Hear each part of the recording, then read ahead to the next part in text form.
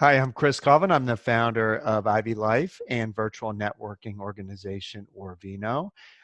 This is IvyLife Spotlight. This is a monthly series in which we interview interesting and inspiring Ivy League alumni about their lives and careers.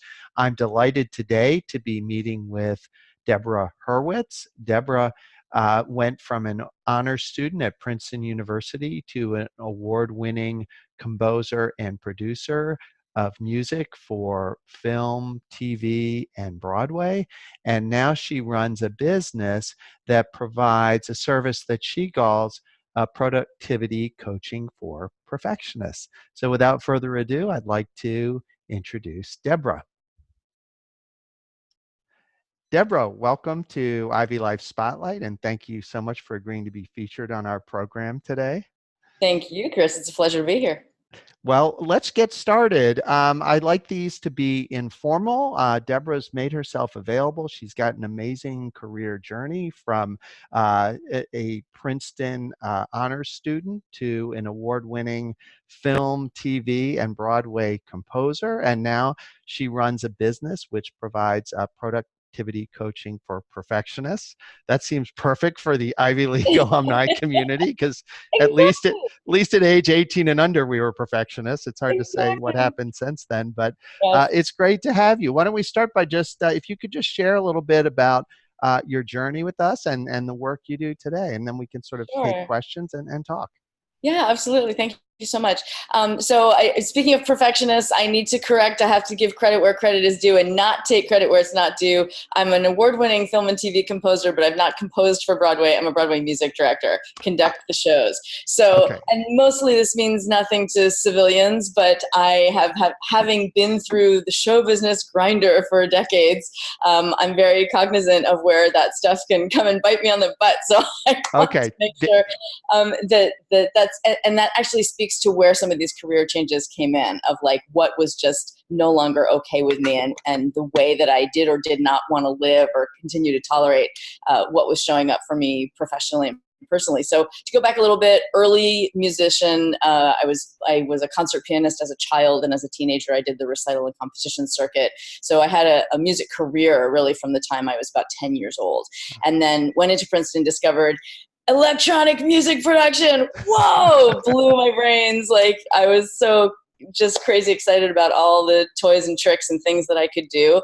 I went into singer-songwriter space. I made a couple of records. I was just throwing myself at New York and doing absolutely everything that I could possibly do. Played my first Broadway show when I was 23, had my first national commercial when I was 24. By the time I was like 28, I had hit a plateau, and all of the people who had come up and gotten their, associates and law degrees and working 100-hour weeks as analyst grunts, like all that stuff, they had now started to catch up and pass me. So where I was like out of the gate like a little rock star, all of a sudden all these people were starting to get more worldly credibility and more money and more, and I was just sort of continuing to toil away as a freelancer, getting commercials and subbing on shows, and it was kind of making me nuts. And there were decisions that I made all along the way that ultimately took me further and further into the business and being a professional and having titles and cred. And that was really important to me. And also working on high-level projects and with great people.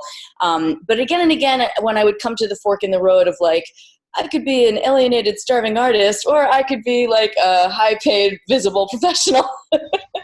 I went for the visible professional every single time. And over time, it kind of got to me because I am an artist first, and I am a writer, and I'm a maker and a storyteller, and continuing to put my hands, eyes, ears to work for other people's visions and make other people's stuff look and sound good, it eventually took its toll. And so very grateful for everything that happened along the way. I mean, my big shows are Jersey Boys, Miss Saigon, Mamma Mia. I left Jersey Boys Broadway, where I was conductor, associate music director, on stage keys and vocals, and I am still the music technical designer and synth programmer for the production worldwide, still running all over doing companies for Jersey Boys.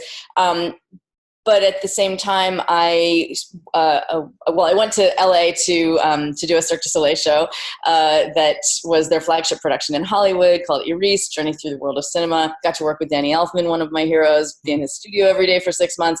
Super incredible gig, and in many ways a career highlight. And yet it also just left me completely depleted and drained and exhausted, and once again starting over when that show closed. And I was like, how is it that I am decades into a career, I'm supposedly successful, and yet I am freaking starting over again? I might as well be 24, except maybe I have better contacts now. Like, it was just, this is not okay. It was profoundly not okay. And what was happening at the same time was that the online space was really opening up. And I'm very tech savvy because of what I do with music and music production and, putting large scale productions together with lots of different crazy techie platforms and people working all over the world. So I had an affinity for the wild, wild west of tech and streaming and production. That was all very much in my wheelhouse, not streaming exactly, your production. And I started to see that people were taking their expertise, their careers, their personal wherewithal, and bringing it online and somehow like building these tribes and businesses. And I didn't really get what the hell was going on over there, but I was really curious. And I knew that I wanted a better way to make money than continuing to like freelance in the music business. Like I had built a career, I had built a name and a reputation, a roster, resume for myself, but I hadn't really built a business per se, right? Like I hadn't built something that could run without me. I was the business, my talent, my time, right? So I hadn't built anything that could run without me. I was really keen to crack the nut of recurring or passive income. I started a network marketing business and did very well with that, actually. I am still in that business. And actually one of my coaching clients was like, hey, I want to do your like Arbonne 30 Days thing. And I love that business model from the standpoint of what it makes available for people who are starting from scratch and want to create something for themselves. It's an extraordinary opportunity if you have like a good company, good product, good training. But it was ultimately not for me for a handful of different reasons, but I learned so much about coaching, about sales and marketing. It kind of filled in a lot of what hadn't gotten filled in from the music side. And so when I got into the world of online marketing, coaching and transformation, tribe building, and put those things together with some good coaching, some good mentoring, and a good program, I literally just popped out Productivity for Perfectionists one day, and now 2.5 years later realized that I absolutely hit the mother lode of everything that's meaningful to me, that I love, that I have fun with.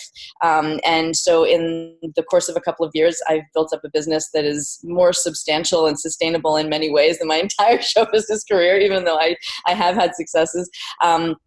I'm a better artist now. I'm coming to you from New York, where I have managed to keep my apartment in Chelsea, even though my husband and I primarily live in a condo by the beach in Los Angeles.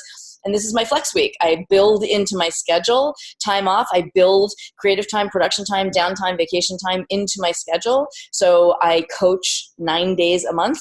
So the first 3 weeks of every month, Tuesday, Wednesday, Thursday, I'm deep in it with coaching and clients. I do a handful of other types of things in and on my business around that time. But I have the last week of every month off from any particular appointments on the calendar. I did this one because I like Chris. Right? And right now I'm launching a brand new course, and I want to let as many people as possible know about it. So probably with like permission, with 30 seconds, I'll share a little bit about that here on this call. But that's it. And I'm here to work on my aerial musical. So now I'm all about like the creativity and ownership piece of what I'm doing. And so I own my work. I own my company and my business. I own my email list. If anybody's an entrepreneur and a business person, you want to make sure that even if you've got tons of Instagram, Twitter, LinkedIn, whatever your platform followings and tribes are, that's great, but you don't own that platform, and your email list is something you own.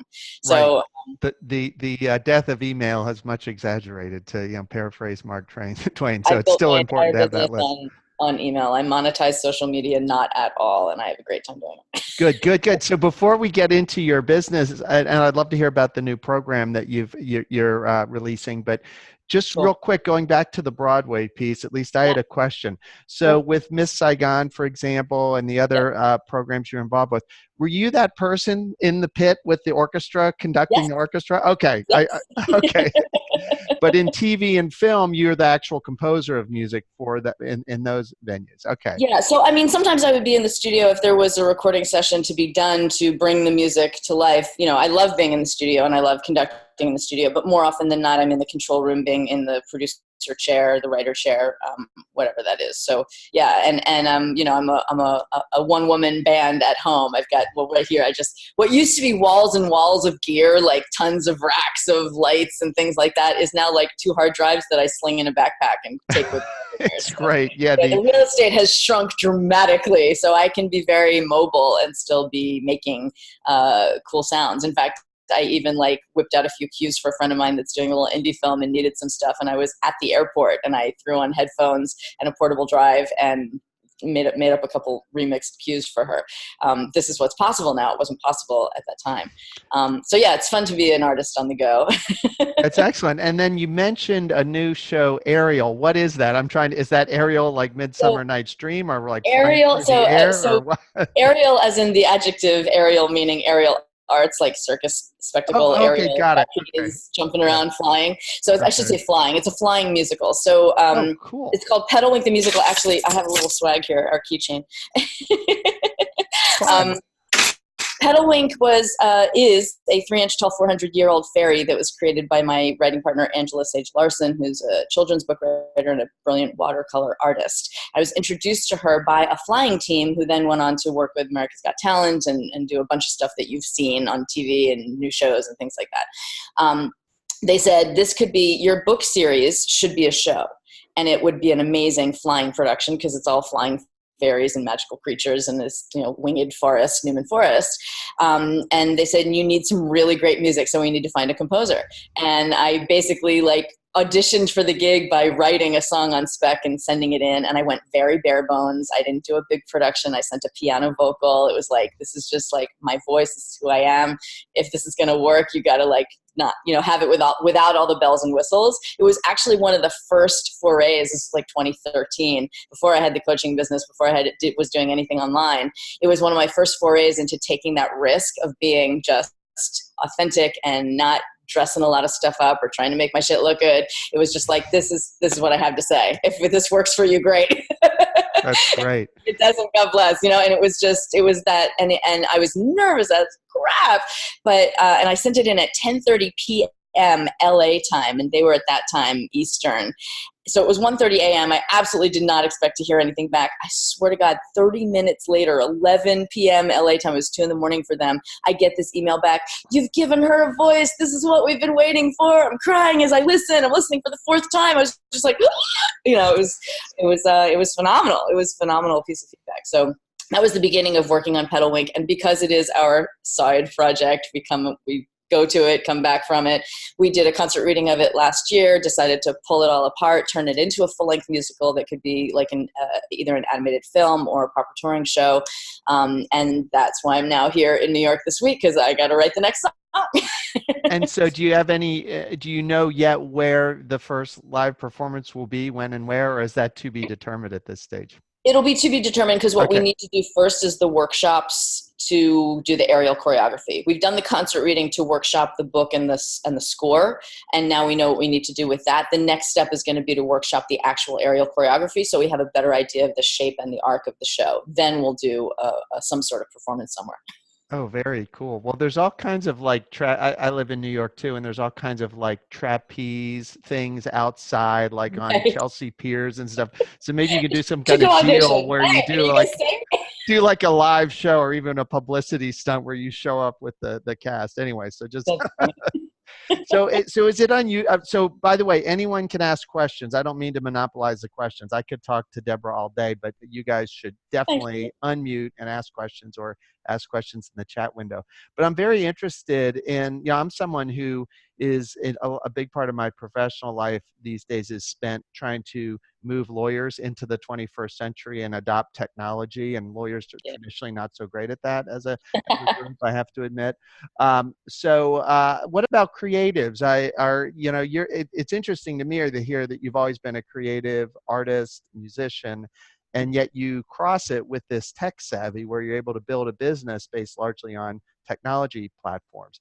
Is that unusual? Is that something that you see a lot of creatives getting into? And what about any other creatives on this call who might want to emulate sort of your approach?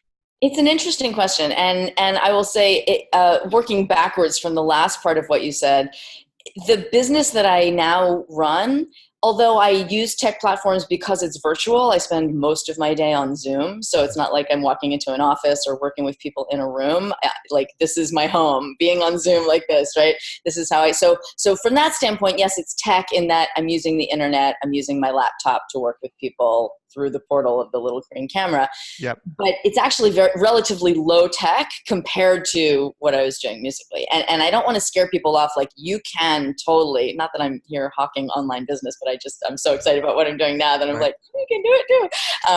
That it does not require a lot of tech savvy. And in fact, the very first person that I always recommend that you hire is a VA, virtual assistant, who is savvy on the tech platform, so that you're not dealing with things like, how do I tie in this landing page to my link, to my mailing list, and how do I make sure that I segment it, that goes out to that and that. Like, yes, you want to make those sorts of efforts and understand that the tech works, but you don't necessarily need to know every little bit about it. It's very easy to delegate that stuff out. I strongly recommend doing so. Yeah, I second you on that. I just hired a CTO for my business, and there you go. There you go. CTO would be the much higher end version of a VA.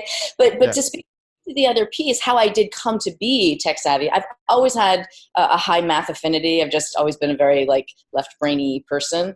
And necessity is always the mother of invention, right? And so when I was younger and didn't have the money to hire a band or hire a recording studio, or I had to make use of the technology to make things sound out there the way I heard them in my head.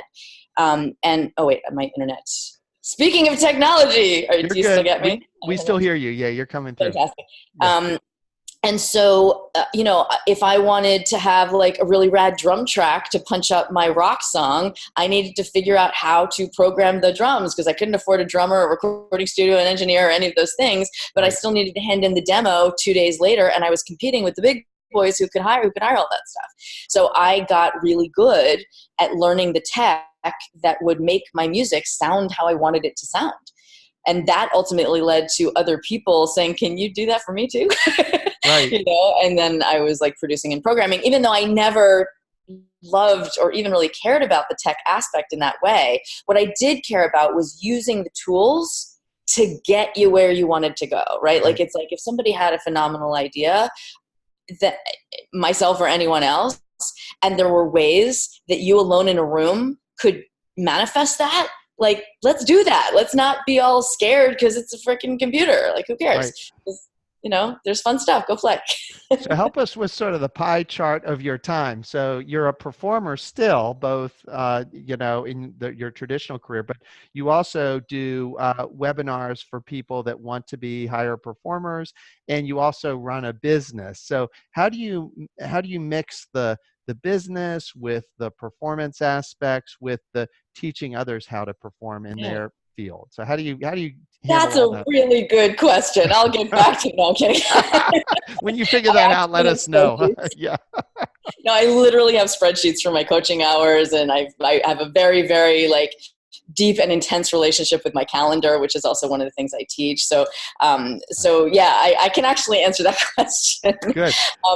First, let me just say as a caveat, I'm a human being. There are always exceptions. I have up days and down days. I am not a machine on a grid. My life is not machine on a grid. So there's exceptions to all of this. But the default and what I go to again and again, where I land as a starting point, what I stick to as much as possible is my coaching days are Tuesday, Wednesday, Thursday. The first 3 weeks of the month. On those days, I'm having my private coaching calls. I'm running my group calls. I'm doing the webinars, right? So it's either like super, my high-end one-on-one mentorships, my still high ticket but intimate group coaching events and calls, and then to my larger tribe. Maybe that's a Facebook Live, a webinar, a training. I've done a couple in the last week just to get people familiar with what I'm doing for the course. And that's where I just like welcome the people. So some people are paying me a lot of money. Some people are paying me zero money. And, I'm still out there teaching and training. I love free content. Free content is a really important part of what I do. Especially out of the show business piece of like, what's in it for me, or, always grubbing for dollars like so many people are and have to, right? It's like that, it's nice not to be doing that. And I love coming from the place of like generosity and give, and how much can I give and teach and show up for people right now? Because that's what's going to bring the right people forward for the business piece. So the business is, I have a high-end private mentorships. I have a couple of different group coaching programs, and this brand new thing that I'm launching in mid-November called the Impact Course, 10 weeks to live, love, and land your mission, which takes concentrated chunks of my teaching and training, strategies, mindset work, all of that to get unstuck, stop procrastinating, quiet the inner critic, get the important shit done, excuse my profanity, get the important stuff done, not the urgent, everyone's yelling at you or you feel nervous, but rather what is the thing you really want to do, right? That sort of thing. And specifically operating in the frame of transitioning from the end of this year to the beginning of next, because one of the things that perfectionists do like crazy is beat ourselves up for everything that's not yet done as we approach the end of the year, make ourselves crazy trying to get certain things done while we're dealing with holidays and family and all these additional things happening, finish the year exhausted and stressed, start the next year going, it's all going to be different now. And it's different for 2 days. And then by the end of January, we feel absolutely bedraggled and discouraged and putting a whole bunch of stuff off again to next year. Like the proverbial gym membership that you... Exactly. So this is designed to actually help people, complete 2019 where they want to be, where it really feels meaningful, and they're not exhausted and they're taking great care of themselves. And then heading into 2020 with support all the way into the middle of February. We actually close on Valentine's Day. Wonderful. Well, that's exciting. Thanks for sharing that. So real quick, we have a question from Michelina DeCibio. So Mick, what's your question? Well, thank you, Chris. Deborah, wonderful job. I love your energy. Thank you. It's amazing. Yeah, it's inspiring. Yeah, it's great. Thank you. I want to see you. Can I see you? Who's asking? Michelina DeCibio, do you see her? She's if you're in gallery mode, you'll be able to see me. Which is Michelina. I saw Michelina, and also I have a little light here that was covering you for a second. Okay, hi. Okay, nice to see you. Nice to see I love you. your reference to residual income, because that is the business that I'm in, actually. So I love that you mentioned that. So my question for you is twofold, actually. I wondered if you could share your favorite book or your favorite author of something personal growth related. And then secondly, if you can share maybe what your favorite time management tool is. If you have. How do I pick a favorite book? I mean, there are so freaking many. Yeah. This might sound a little wacky, but I'm going to go back to Marianne Williamson's Return to Love, which I first read when I was 28. And I was having that like plateau, what's happening with my life kind of feeling. And, I'm a nice Jewish atheist from New Jersey in England. And so I have zero relationship with Jesus or any of that stuff. And that book totally changed my life. And it was not about the Jesus, Christianity, religion piece. It was the relationship between self and wholeness and action and manifestation in the world. Was profound for me. It was a real spiritual awakening. And that, I would say that was actually kind of the beginning of me setting my sights on living a life in a way that was not just searching for a husband and getting gigs, which was a full-time job in and of itself for a while, right? But to actually question, what am I doing here? What is all this about? What is my life about? And starting to seek and find answers to that question. So I actually went back to it recently, a couple of years ago, started reading it again. So I love that book, and it's a beautiful distillation of A Course in Miracles, which is a much more intense personal growth experience, and ultimately led to some of the neurolinguistic programming work that I'm doing now. I'm in acquiring my master practitioner certification for that. So I would say that's a really foundational brick in the personal growth books. But there's so many too. Like, You're a Badass and the Mel Robbins stuff, 54321. Like, I mean, there are so many. I churn through books so fast on that stuff. I'm a big Joan Borisenko fan. I would say that actually really Inner Peace for Busy People. It's a 52 chapter, like one a week. Little nugget. Joan was on my last Productivity for Perfectionists Summit. I was really happy to have her because she's quite the luminary in the personal growth space. And she's written a whole bunch of books, and Inner Peace for Busy People is a really great one for little nuggets of feeling better, getting more done, achieving peace and serenity around things that generally make us nuts, that kind of thing. Your other question was productivity. Can you just repeat that name, Joan? Joan Borisenko, and it's Boryesenko, or just Boryesenko. I think I found her. Joan. Here we go. I'm going to post her link for those. I'm going to put this in the chat window. So let's see here. The title is probably easier, but I'm sure it's there we go. Joan, I just posted to the chat window her link to her personal website. Yeah. So you can find out all about her. She writes, and she does all sorts of like retreats and workshops and things like that. Sorry to interrupt the flow. And then the tech, the tech productivity tool. The favorite productivity tool is my group coaching course, Mission Accomplished. I bring so many into the mix. I'm sorry, just to clarify, was a time management tool? If there's like if there's a technology tool that you use that you really find very helpful? Yeah, sure. Honestly, I use the Mac platform pretty extensively. I use iCal, I use Reminders, I use Notes. I use Evernote, but I also use Notes. I use Timular here and there, which is just a fun little device where you turn up the face on what you're working on. It's a time tracker. I use MindNode to block out creative chunks of things that I need to write or make. I use a timer. I use the clock app on my phone, and I use a timer. I use voice memo. Like, I use the built-in stuff. I don't have a lot of fancy tools and tricks. What I do is put them together in such a way that I'm prioritizing the most important stuff first in the day, even though it's very, very tempting to jump into email and other people's agendas and social media and stuff that just feels easier and safer. The number one thing I can recommend you do for time management is do the most important thing first. What is the thing that by the end of the day, if you've done it, you will actually know that you've moved the needle? You will actually have done something that you can put your finger on and go, finished that, did that, accomplished that. And no matter how tempted you are to push it aside after this and this and this and this and this, no matter how appealing it is to cross 5 easy things off the to-do list and not tackle that one thing, do the one thing and do it first.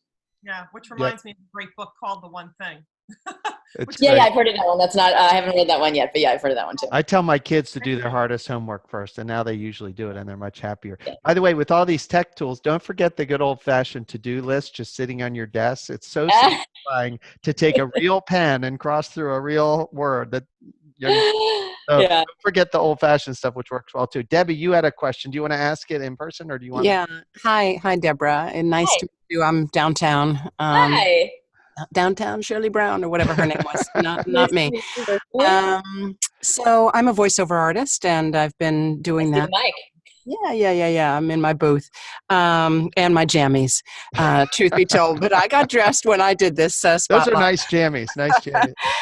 That's why I had the photo of me up before. But I decided, what the heck, we're all friends in this group, right? Exactly. So I'm curious to know a little bit more about your coaching and who you would say is an ideal client for you. Mm-hmm. I'm at a certain point in my career where I'm looking to sort of take myself to another level and find someone who, understands my business, but understands more than my business.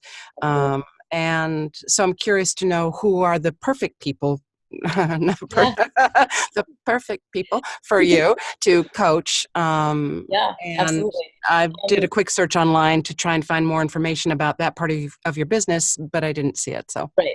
So it's a really interesting time because and I will answer your question about the ideal client momentarily, but just the reason that you're not seeing more online is that I am in the process of rebranding Maestra, which will stay Maestra Music, but it's been Maestra Coaching as I've built it up behind the scenes, to a brand rollout for Cobalt Coaching, which is coming in the next month or so, which is creativity, ownership, balance, action, and leadership training.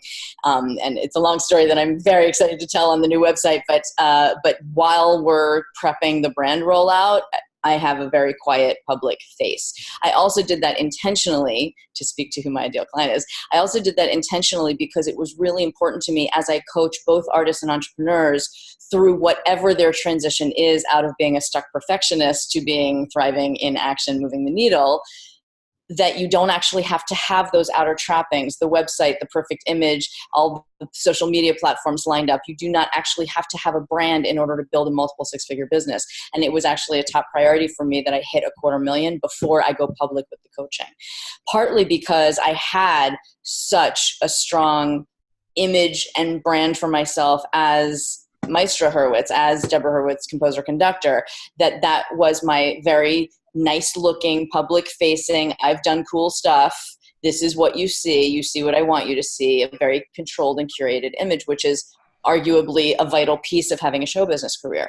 As I transitioned into this entrepreneurial space and got clearer and clearer on how little it matters if you're actually delivering the goods congruently with what you've got and who you can help and how you can help them, I got ballsier and ballsier about not having stuff online and still walking people into $10,000 or $20,000 programs. Mm-hmm. Again, we're friends here, so I'm being super honest, peek behind the curtain. That's great. Mm-hmm. Because I was actually seeing where I could help people and it was legit, right? And it was like, okay, this is what I'm going to do. I'm going to go to the mat for you guys. It was a wholehearted, bring my heart and soul to the party. Again, with mentorship, with coaching support. I did not do this on my own. I probably spend more on coaching now for myself than I made in an average year for a long time. I will never be without a coach for the important things, the sea changes, the big stuff. And I have it in two streams. Like, I'm sorry, it was Michelina, right, asked about the time management, the productivity tool. I almost never want to separate out, here's the strategy, here's the tool, here's the graph, here's the spreadsheet, from the come from that goes with it. Because and I hate the word mindset because it's so overused now, and it's all like, your mindset has to be right. And that's just another way for a perfectionist to make herself wrong. Because just like, here's how my mindset is screwed up. And so now how I'm not getting my important stuff done, right? But it's like mind management, heart set even, right? Like where you're coming from, what you're telling yourself about it, how you're using the strategy, what your goal is, how far out you're searching. Like these types of things matter so much when it comes to choosing the tools and using the tools.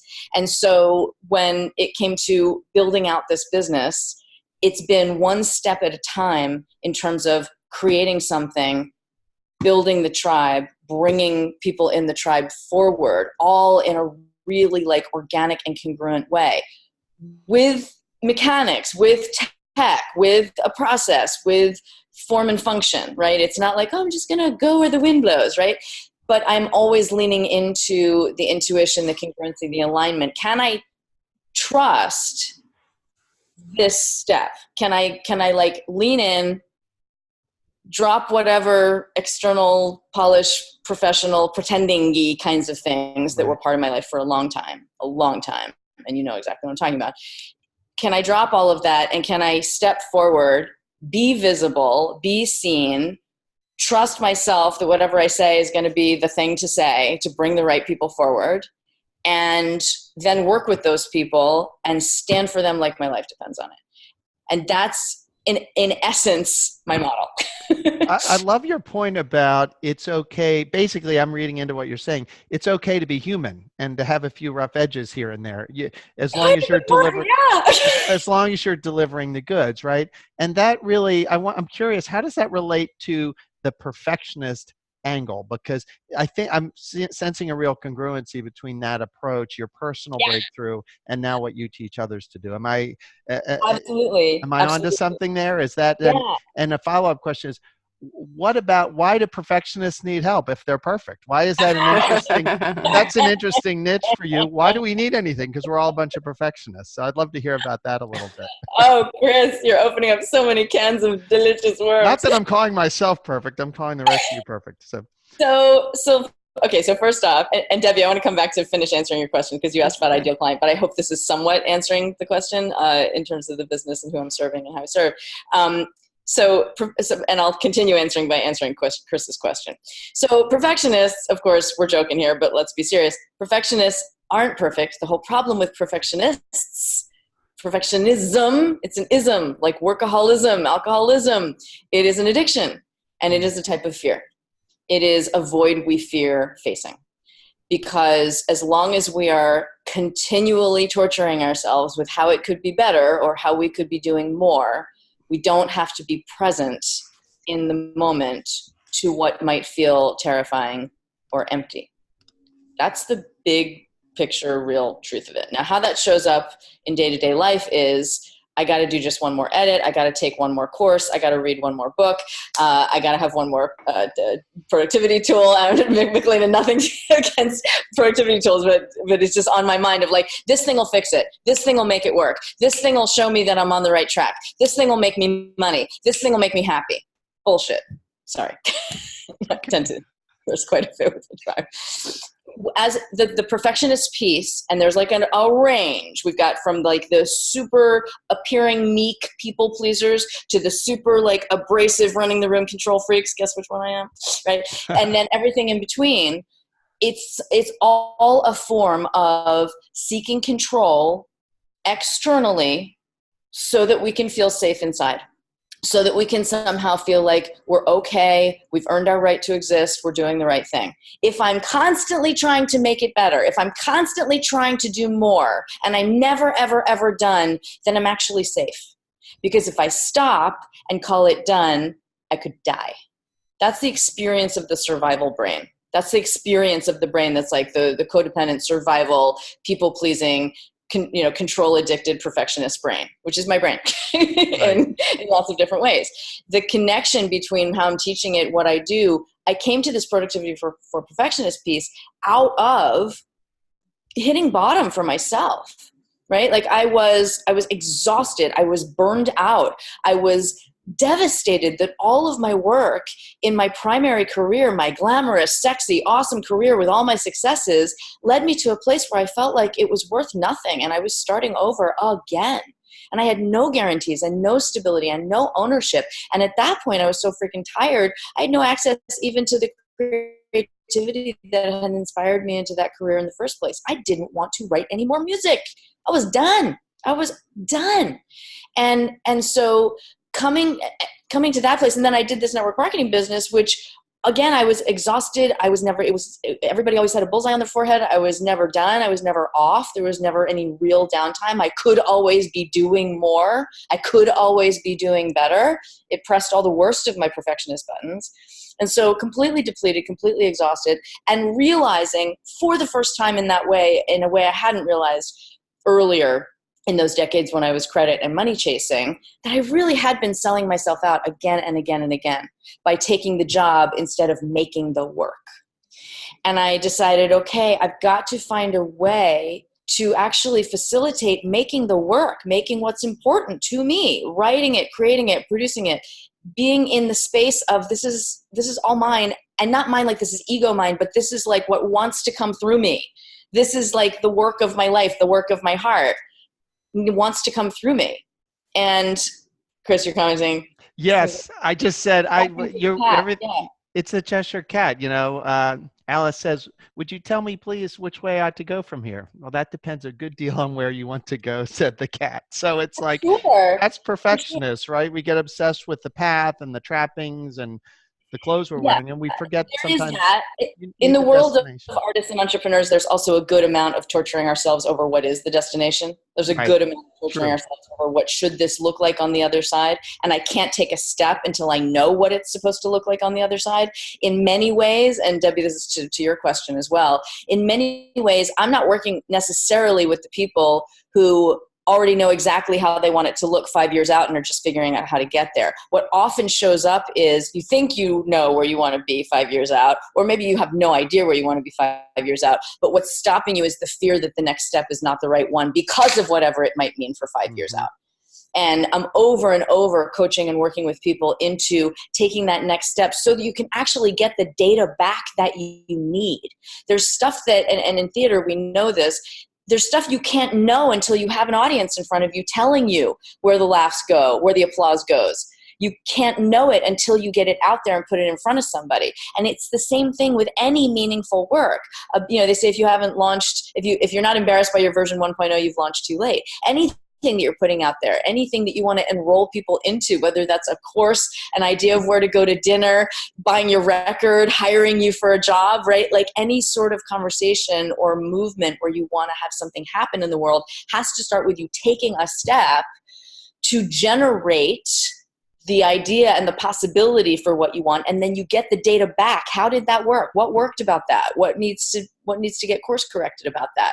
And to have the support, the accountability, and the structures, the hand-holding and the guidance to be able to take that step, get the data back, make the choices, take the next step, get the data back, make the choices, right? It's like it doesn't work to try to plan the whole thing out, whatever type of project, goal, career, life thing, all the way out to the end, and then decide your first step based on what you think it's going to be out there, because things will change. And to answer your other question, Chris, I was in that place of just being done and burned out and needing a better way. And I wanted the help for myself, realizing that I had, in fact, been procrastinating on the things that really matter to me. That instead of buckling down and writing that song or having that collaboration or setting up that meeting, I was ordering a pizza and watching a movie because I was so tired from everything else I was doing in my life. I was selling out and not doing the stuff that was important to me and feeling sad and sorry for myself that it couldn't be any other way. And it was my perfectionism that was actually showing up to make that show up like reality for me, and it wasn't actually my reality. And so I went deep and I asked the questions and I got honest about what wasn't working. And so when I get fervent and passionate with people about it, it's not like I'm preaching like you're bad and I'm good. It's like I've been right where you are. I know how painful that is. I know exactly how painful that is. And you can continue to suffer in that space of the pain of feeling how you feel about this and telling yourself all these ugly, nasty stories about yourself on the inside while making your life look so good on the outside. Or you can start to get real about what matters to you and get help in taking those first steps to do it. Okay, rant over. That was great. It's great advice. I mean, I think that I've sort of sensed, especially in the last 10 years, we've culturally, in many different professions, we've moved beyond an obsession with sort of gloss and appearance, and we're more about substance. So actually, you hear a lot about bad trends and society's going to hell in a handbasket, but I actually think it's really good that it's okay and you can be considered a high performer without being perfectly coiffed and polished. And, there's less focus on the details and more focus on results, which I do think is really important. And everyone from, Silicon Valley billionaires that still dress like kids to, just more business casual in traditional workplaces. I think it's the best time ever to experiment and not be afraid to make a few missteps. As long as you have, I really like your idea about the feedback loop. You take the step if it feels right, and then you can evaluate it afterwards. Don't agonize about pre-evaluation. Try to make the best decision you can, because if you take too long to make the decision, then it may well be too late to course correct, Right, exactly. And that's that lie of perfectionism, right? It's like, it's not actually striving for perfection. Right. It's striving for perfection, but it's not actually striving for excellence. It's not actually striving for your best work. It's stopping yourself continually from moving forward.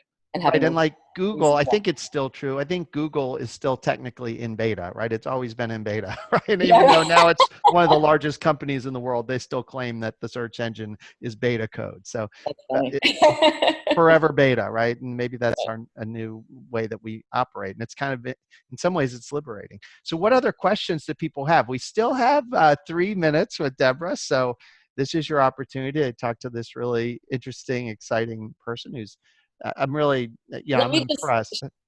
share also, I'm very, very happy to answer questions here. And also, I just want to offer everyone on this call a strategy session with me if you just want to talk more about your situation. I am enrolling in this course right now. It's a much, much, much lower price point than anything else I do. And if it feels like you're a fit, I will totally make you an offer, and there's no pressure whatsoever. It would be my great delight to chat with each and every one of you and give you some sort of game plan moving forward, whether or not it's working with me. And I love connecting people with each other. I'm a big Zig Ziglar, help other people get what they want, you'll get what you want fan. So, and I love Chris and this whole organization. So, so please, I'll actually put in the chat the link to just book a call. I'm going to do two things. I'm going to put in the link. This was the Freedom for Perfectionists Masterclass. This was the last piece of free content that I did. If you log in there, you'll get on my list. You'll also see the sales page for the VIP pass to the Freedom for Perfectionists Masterclass for $47. I will give anybody on this call that pass for free. So that you can just see some stuff. So go ahead and log in there. It'll send you to the page. If you want to buy it, I'm thrilled to sell it to you. But if you want to get it for free, just email me. You'll get emails. Just reply to the email and say, hey, I was on the Spotlight IvyLife call and I would love to have that for free. And that actually will extend to people watching the recording. So if you're watching this recording and I still have this thing up, go get it. And then it's freedomforperfectionist.com. And then the link to just go ahead and right away book a strategy call with me is here. Oops. Make sure that's with me. Well, Deborah's posting that. If in case someone isn't seeing the chat, it's free. The former link was freedomforperfectionist.com. So the first link is to the master class. Okay. The second link is to book a free strategy session with me on your stuff. Perfect. Cool. And speaking of emails, are you willing to give out your email address? I never, I don't want to. Yes. Okay. This is the email address to like be incoming from the tribe. Here we go. Perfectionists.com. Yep. So you can email me directly with anything you got, any questions. I'm super happy to chat. I feel like we want to. Kind of my big game, and I actually see one of my clients on the Ellen. If you want to like say hi, I was introduced to Ellen through Chris, and she's now in my Mission Accomplished program. Wonderful, and so happy. The thing that you want to show up and say, see, this is risk, right, you guys? Because like I work with Ellen, and I know that she's like, I think that she's already had some great wins, and she's making some great progress. And I have no idea what she might or might not want to say to people. And I could be setting myself up for like a gigantic gaffe by saying, Ellen, say something. And she might even be like doing something else and she's not even hearing me right now. Who knows, right? But like this is the kind of thing that, oh, hi, Deborah, it's cool. Yay, thanks, Ellen. But this is the kind of thing that we just have to keep like taking one step at a time into the deeper and deeper waters of like what we're really here to do. And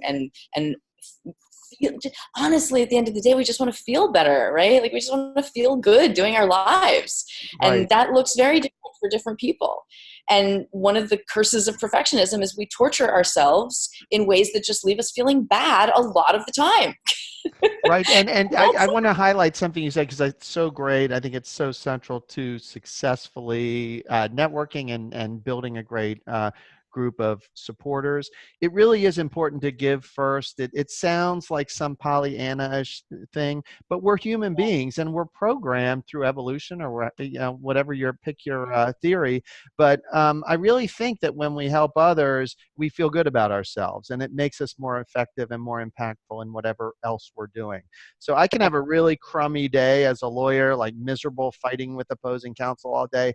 And if I just do like one nice thing for somebody, of holding the door or helping them with a connection they need, the whole day takes on a different complexion. It really does. So it's not just, you try it. It's not just lip service. It actually works. And it makes you feel, you like it. And well, frankly, it makes you feel powerful. Like if you're in a position to help people, absolutely, you feel empowered. You're like, wow, I'm in a position where I have great knowledge. I can actually help people. It makes you feel better about yourself. And by the way, you're helping someone. So it's that kind of like, I think of it as pro bono work, sort of, it's like. Well, and one of the things that we do as perfectionists is we we like, pay ourselves last, and we leave ourselves out of the mix in terms of what needs to be done. And so, you can't pour from an empty cup, right? So one of the things that I'm constantly coaching on for my clients is like, put your own oxygen mask on first. Like, if you're depleted, if you're exhausted, you actually can't, like, even as I hear you say that, Chris, the part of me that remembers where I was in a place of scarcity and fear and,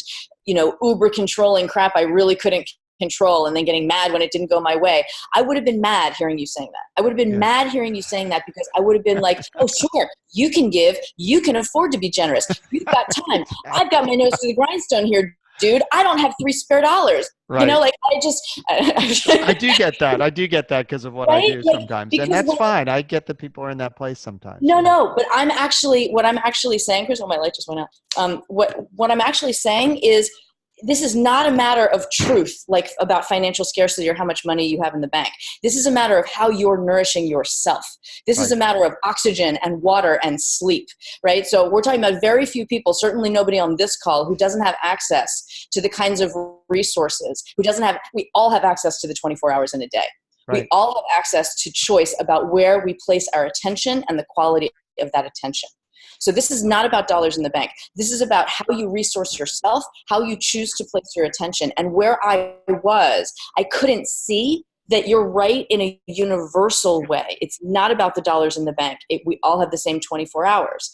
It's the truth of opening up that cycle of scarcity, contraction, and fear into a generosity, abundance, expansion cycle, to prioritize the growth. And that comes from a willingness to be authentic and be seen. I was hiding behind that.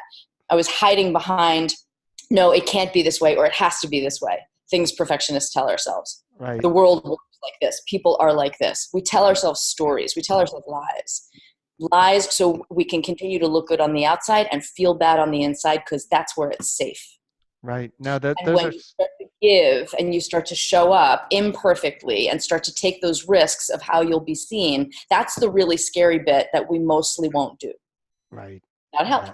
I think that's great. And sort of wrapping things up, one thing you've said reminded me of some of the best on stage moments I've seen have been things that clearly were not really in the script, so to speak, but there was some extemporaneous, someone just came up with something brilliant, a way to recover from a pratfall or whatever, and it actually makes the show better. So those are some of the most memorable moments. And I think that's true in careers too. So totally.